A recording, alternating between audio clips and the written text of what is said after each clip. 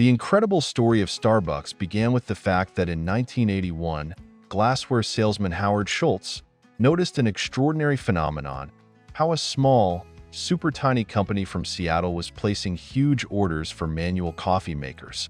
It was Starbucks. At that time, it was a chain of only 4 stores. However, no one in the United States purchased as many manual coffee makers as they did. This haunted Howard. Why does everyone in Seattle love this particular coffee shop, while the rest of the world uses electric coffee makers? And Howard decided to go and find out what was going on there. When he arrived in Seattle and walked up to the door of Starbucks, it swung open and the heady aroma of coffee pulled him inside. Howard found himself in a place that looked like a temple to the worship of coffee. Behind the worn wooden counter were baskets of coffee from all over the world: Sumatra, Kenya, Ethiopia, and Costa Rica. At the same time, in America at that time, everyone thought that coffee was not grown, but came straight from the can. But Starbucks sold whole bean coffee. It turns out that people prefer manual coffee makers because they enjoy the brewing process, and the coffee does not burn in them, unlike electric coffee makers. When the guy behind the counter handed Howard freshly brewed coffee, the steam and aroma seemed to envelop his entire face. Adding sugar and milk was considered a mortal sin. Howard took a tentative sip and his eyes widened in surprise. He was captivated by the extraordinary taste. It was the strongest coffee he had ever tasted. Starbucks roasted their coffee dark because they firmly believed that dark roasting brought out the full, true flavor of the coffee. Everything Howard had drunk before began to seem like slop. Now he was eager to learn how to cook the same way and began asking company employees about the varieties and methods of roasting. Howard then went to the coffee roasting plant to meet the company's owners, Jerry Baldwin and Gordon Boker. There he again felt that wonderful aroma of roasting black coffee. It was so intense that it made his head spin. Howard was torn by curiosity. Why did these two decide to devote their entire lives to the coffee business? At that time, Starbucks was already 10 years old, and none of them even thought about building a business empire. They founded Starbucks for one reason. They simply loved coffee and wanted Seattle to have access to the best coffee. It turned out that in the USA, the richest country in the world, the leaders of the Western market drank terrible coffee. Most of the coffee consumed was cheap, low-grade Robusta. Even real whole bean coffee was diluted with cheap beans in the pursuit of profit. Big coffee brands sacrificed taste for competition. The first Starbucks opened in 1971 with 30 varieties of whole bean coffee. It was just a store. Coffee was not sold in cups then. That's when the tradition of communicating with customers and sharing knowledge about good coffee arose. Communication brought people together and launched word of mouth. Therefore, the customer base grew rapidly. For the founders of Starbucks, quality was everything. They were champions of the purity of coffee and never wanted to please the masses, but only a handful of customers with delicate tastes.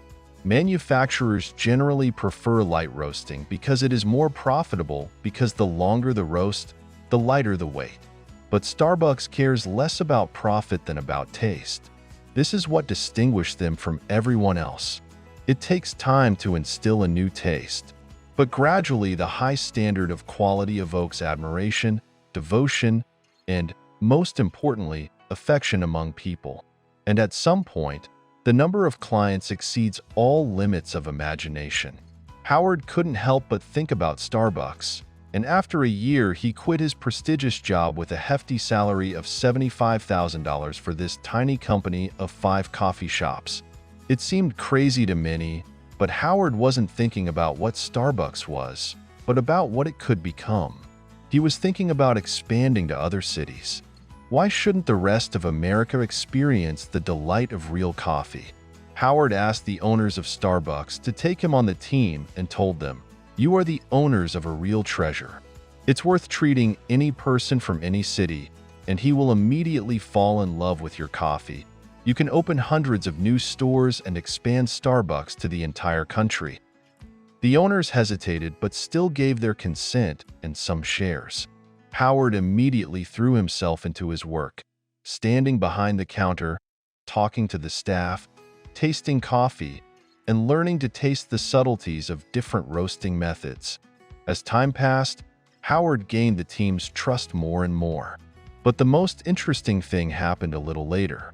One day, Howard was walking in Italy and looked into every coffee shop to see how everything worked there. And what he saw amazed him. Howard saw a barista moving gracefully, who was simultaneously talking to customers, grinding beans, and pouring coffee. He noticed that the barista greeted everyone by name, and the customers were enjoying every minute. Howard was mesmerized. He discovered the romance of Italian coffee shops with a friendly atmosphere. At that time, there were approximately 200,000 coffee shops in Italy. They were on every corner. Italy has terrible infrastructure, but incredible food. When it comes to food, Italians are distinguished by thoughtfulness in every detail and take only the best. Americans perceive a coffee shop as a snack bar, but for Italians, it is a cozy home.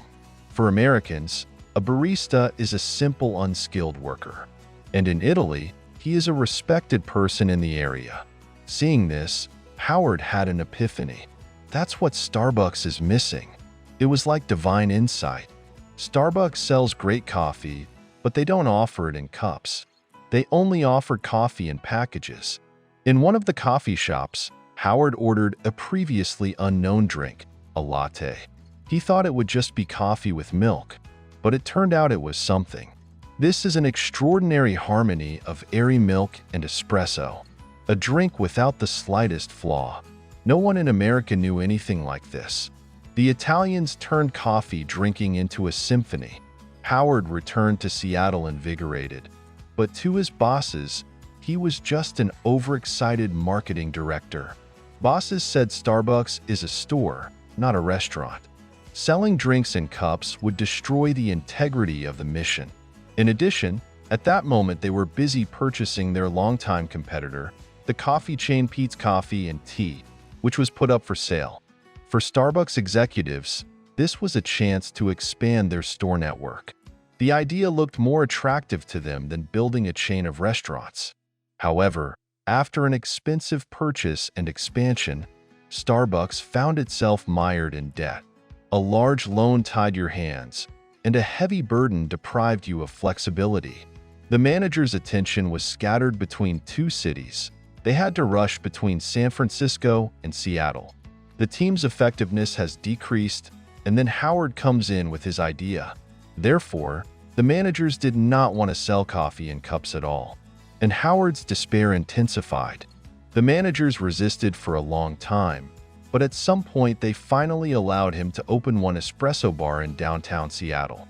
That day, America tasted a cafe latte for the first time. During the day, the coffee shop received twice as many visitors as usual in their other stores. Gradually, the business grew. There were more and more visitors, and a queue began to form on the street. The coffee shop became a meeting place with an exciting atmosphere. However, executives considered this success a distraction from the main direction. They didn't want Starbucks to be perceived as a quick brew coffee shop. They didn't want to turn into restaurateurs. All they agreed to do was put a bar in one or two more stores and nothing more. The owners thought Starbucks didn't need to get bigger than it was. They said, "If there are many visitors, we will not be able to remember their names the way we remember them now. Sorry, Howard, but you'll have to live with it."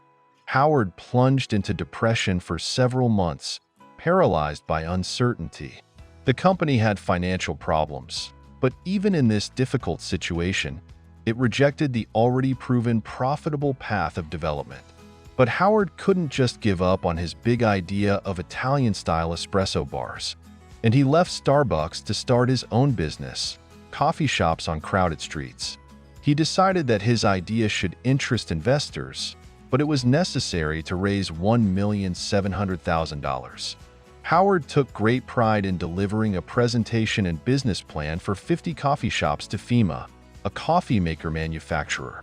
Overflowing with enthusiasm, Howard said that one day people would say, "Cup of Starbucks," instead of a cup of coffee, and there would be long lines on the streets. It seemed that the offer would turn out to be 100% successful because FEMA sold coffee machines, and who, if not her, should be more interested in selling her product than others? However, FEMA refused, citing the fact that Americans are not able to enjoy espresso in the same way as Italians. If you want to know how losers feel, try finding money for a new business. Doors will be closed in front of you. They will treat you with suspicion.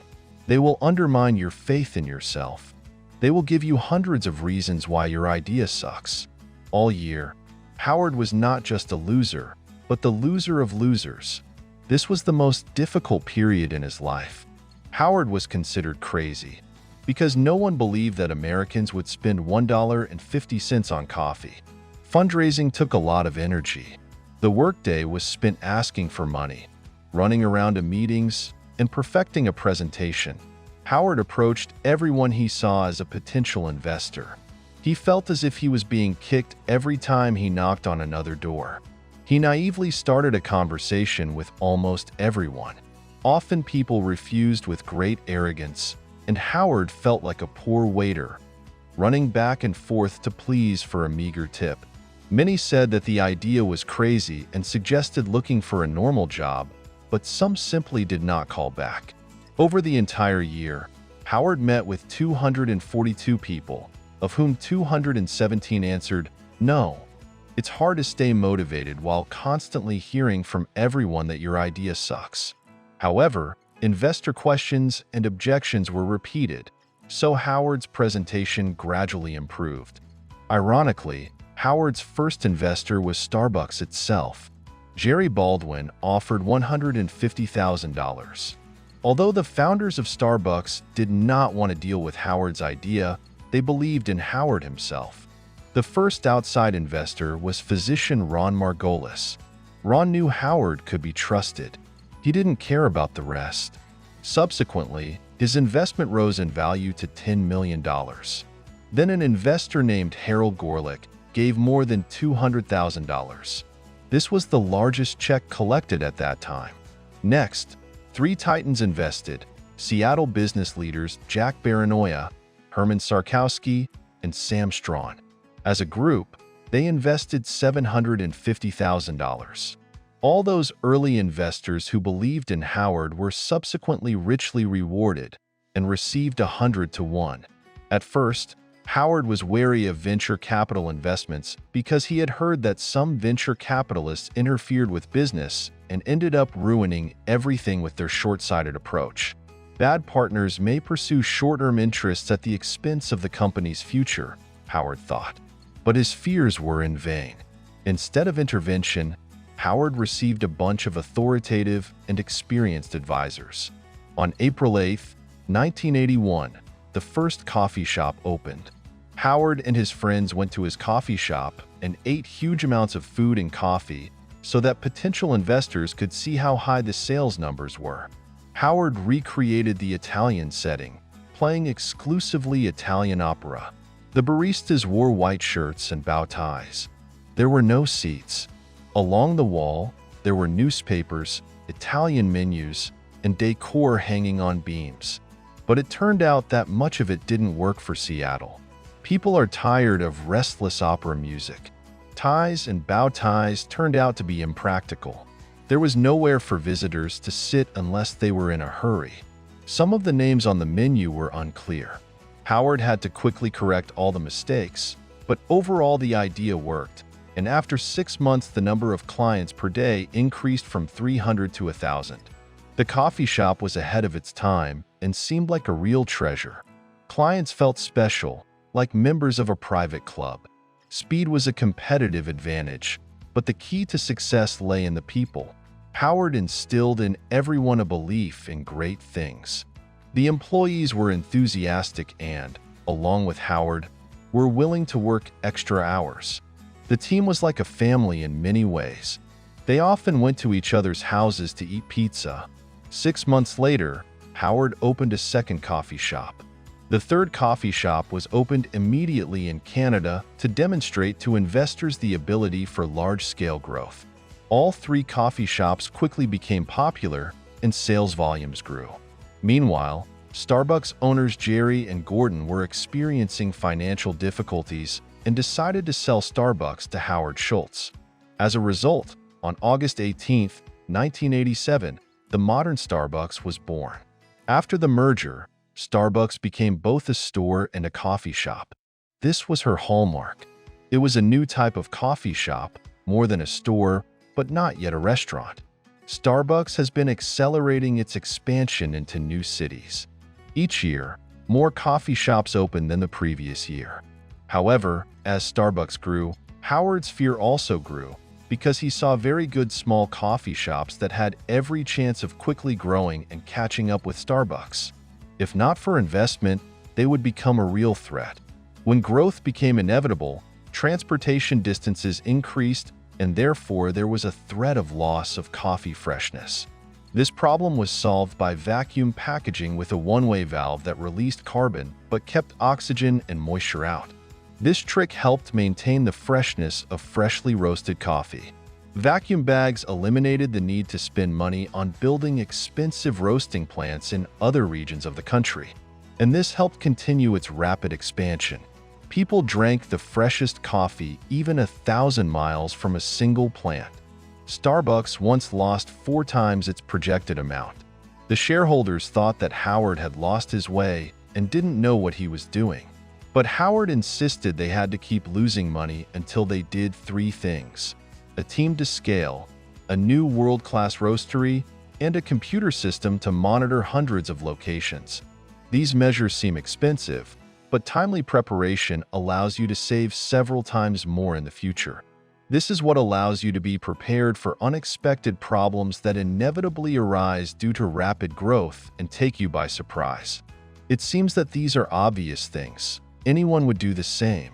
But it turns out that it is extremely difficult to convince investors of this, who like to doubt every little reason when it comes to money. Howard had no idea how lonely the man running the company was. Very few could share his difficulties, despair, and anxiety. Howard was in dire need of a professional friend, someone with experience running a fast-growing retail company who could offer sage advice. And in Seattle, there was one, Jeff Bortman, a man who lived and breathed trade. He created Costco Wholesale and over 20 years grew the company into a chain of 250 wholesale club stores with $19 billion in revenue. Starbucks seemed tiny compared to her. Howard met Jeff when he was raising money, and he was someone he could trust. Jeff had a sixth sense and was generous with his advice. Howard later convinced Jeff to become a member of the board of directors, because it was easier for the other members to trust Jeff's experience and authority than Howard's guesses. During a period of intense growth, Howard Schultz needed new investments. However, retail trade lost its former attractiveness, and now venture capitalists preferred IT companies. That's why many people refused Howard. But thanks to the authority of that same Jeff Bortman, they managed to convince Craig Foley, who at that time headed Citibank's Chancellor Capital Management Incorporated, to invest. Craig invested at a low rate, but thanks to his authority and the large investment amount of $4.5 million, it looked like a gesture of trust, which attracted the attention of other investors. As a result, in 1990, they managed to collect a record $13.5 million. At the time, Howard had no idea about venture capital. Years later, he regretted it, realizing the consequences of raising capital prematurely. However, unlike the IT business, rapid offline growth is only possible through the expansion of retail outlets, which inevitably requires constant financial injections for construction, inventory, and rent. Therefore, Howard Schultz simply had no choice, otherwise, there would not have been such fast and smooth growth. The expansion accelerated. In 1992, 50 coffee shops were built, and in 1993, 100 coffee shops. Wall Street analysts were delighted by the sales figures. Starbucks first went to those markets where there were more postal customers. These are highly educated, wealthy, well-traveled people interested in culture and art. An audience that was ideal for expansion, but the competitors were not asleep either. The coffee business began to attract many other players, so Starbucks accelerated to conquer the East Coast, New York, and Boston. In Boston, Starbucks took a surprising step. Instead of starting a war with local competitors, the Coffee Connection, a chain of 25 coffee shops, bought them, and along with them, the recipe for their new drink, Frappuccino. It is a mixture of cappuccino, milkshake, and ice cream. The Frappuccino was fantastically popular, and it became an instant hit. Everyone was talking about it. Typically, coffee shops are empty on hot days, but with Frappuccino, Starbucks coffee shops began to be profitable even in the summer. It is now one of Starbucks' most successful products. By the end of 1994, Starbucks made a lightning dash to many U.S. cities. The expansion happened without much effort. Opening a new coffee shop was as easy as pouring a cup of coffee. A smooth growth mechanism was established that worked so well that Starbucks eventually opened a coffee shop every day. But in 1994, the company ran into problems again. A severe frost hit Brazil, and the price of coffee skyrocketed. At the same time, Brazil accounts for a third of the world's coffee supply. Starbucks shares plummeted. The previous frost in 1986 kept coffee prices high for several years. Therefore, Starbucks faced the threat of a serious crisis. Luckily, the company had a 10-month supply of green coffee thanks to long-term fixed-price contracts. Starbucks was protected because it purchased its coffee directly. Otherwise, they would have to pay triple. This is what distinguishes Starbucks from other businesses. It is not just a coffee shop, but also a manufacturer, importer, and wholesaler. 4-in-1. The company does everything in-house, from the roasting to the steaming cup in its shop. Large companies immediately raised the price of canned coffee. Their supplies were modest, so they simply had no choice. And Starbucks' inventory kept prices low. Starbucks even managed to make a profit during this crisis through internal optimization and cost reduction. It turned out that there were many weaknesses within the company in contracts, costs, planning, and resources.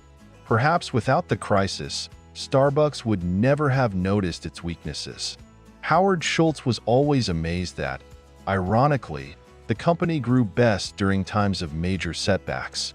As the Starbucks chain grew, visitors began to complain that all the coffee shops were the same, while a few competitors, on the contrary, were amazed at their original decor and quirky style. It was like a knife to the heart. How to open 300 coffee shops a year and at the same time, so that they are not similar to each other, like two peas in a pod.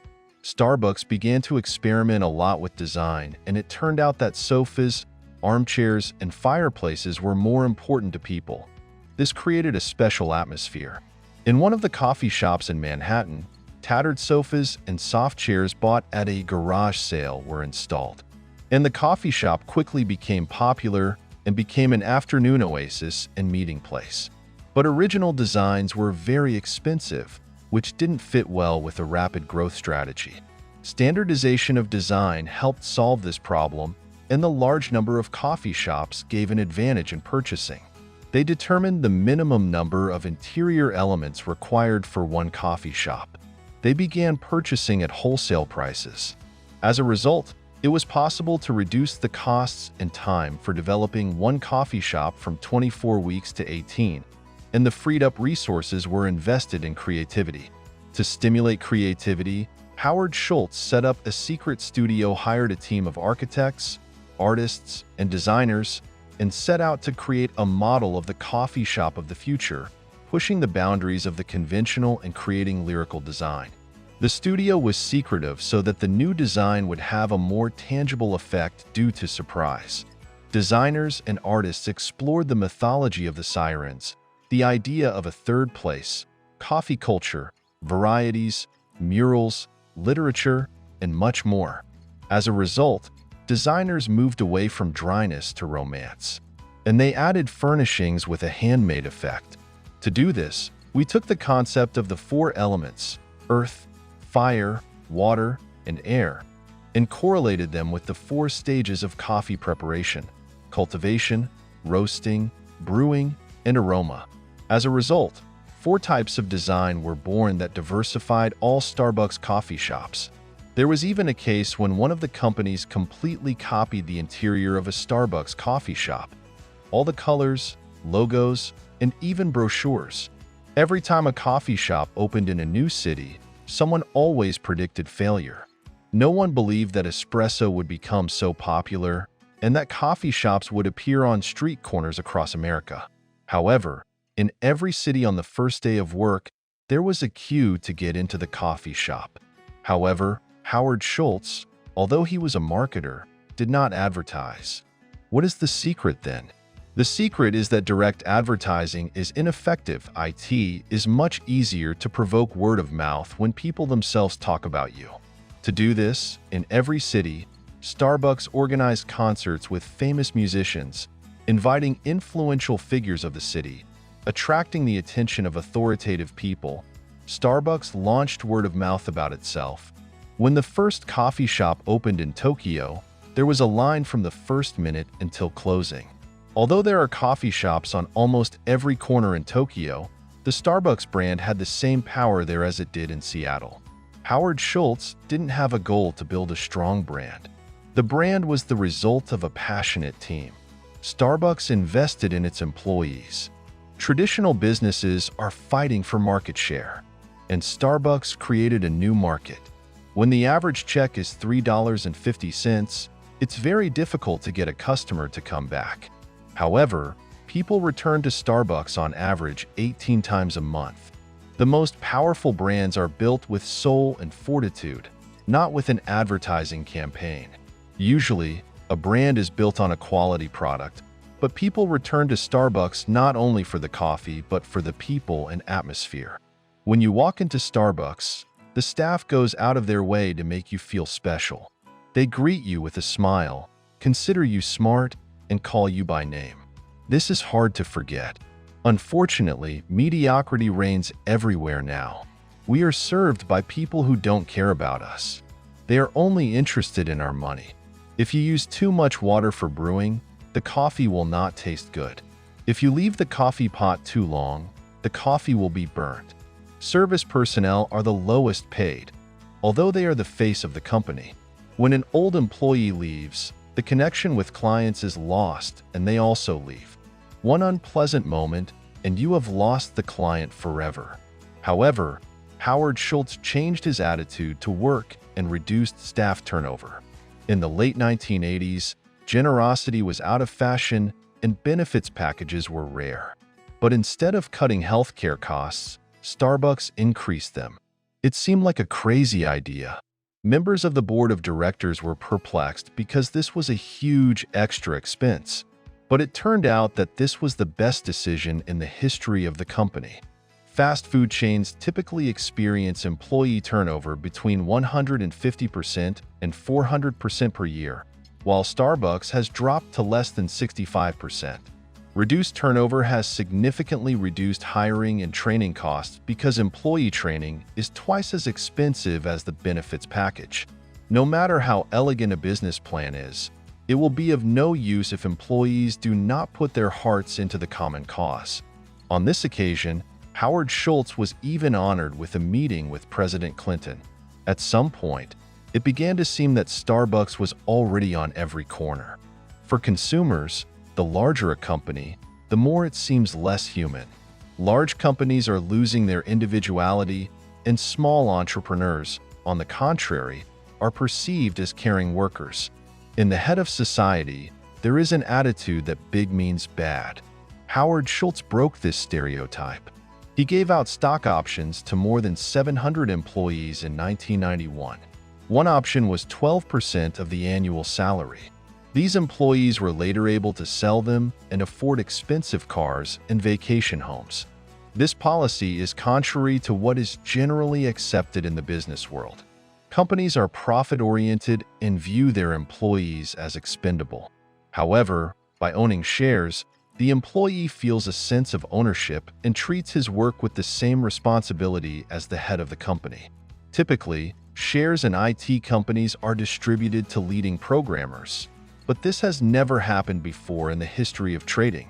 Employees began to have innovative ideas to increase sales, create new products, and reduce costs. Giving out options changed employee attitudes. One such employee was Howard Bayer. He often raised his voice in meetings. He did not remain indifferent to anything. He was sincere and embarrassed everyone with his directness. What's on his mind is on his tongue. Usually, people are reserved, trying not to offend. They beat around the bush.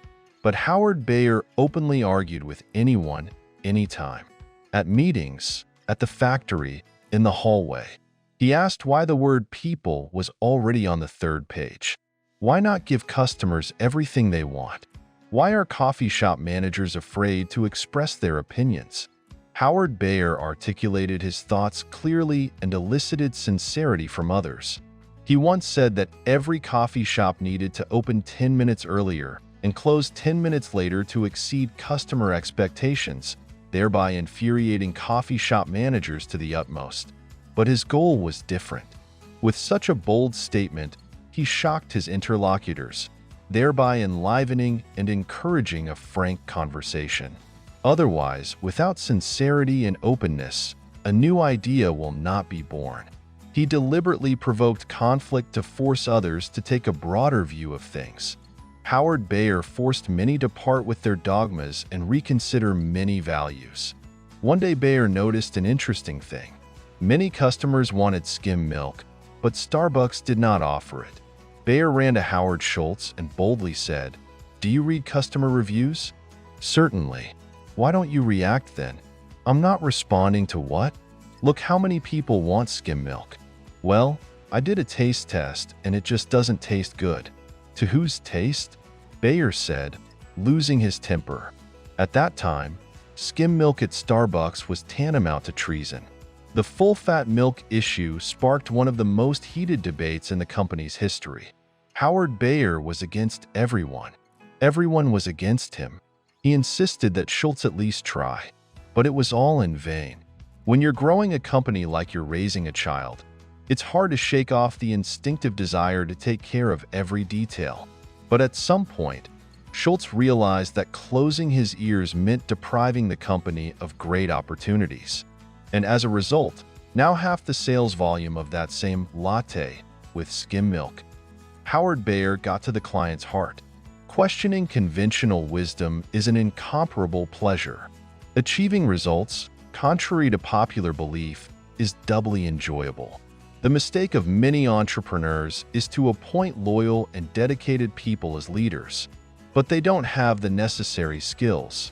Their devoted assistants agree on any occasion, indulging your vanity. And strong people stimulate growth. If a person can gather a team, inspire, and connect on the same wavelength, together they can create miracles.